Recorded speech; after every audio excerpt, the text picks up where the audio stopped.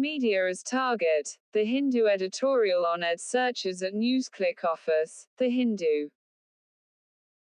Ordinarily, searches and seizures are the legitimate starting point of an investigation, done on the basis of prior information.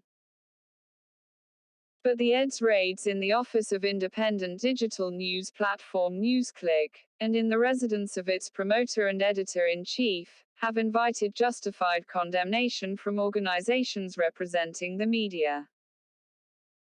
There is every likelihood that this operation is linked to the platform's in-depth coverage of ongoing protests as well as the various struggles of the people and the grassroots organizations that represent them.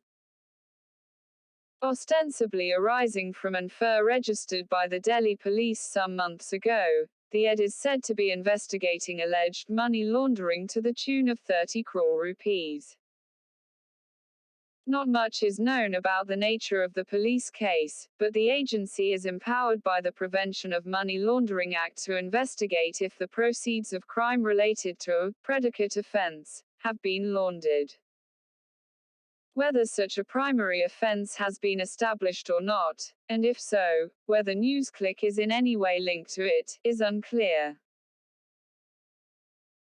However, in the light of the manner in which the central agency is wont to enter the scene to investigate both real and imaginary allegations against anyone vocally critical of the government, it is difficult to brush aside the suspicion that the website is being targeted for its coverage of the farmers' agitation as well as last year's countrywide protests against the Citizenship Amendment Act. The present regime's record is quite dismal when it comes to the obvious use of central agencies such as the CBI, ED, IT and even the NIA, to rein in dissenting voices.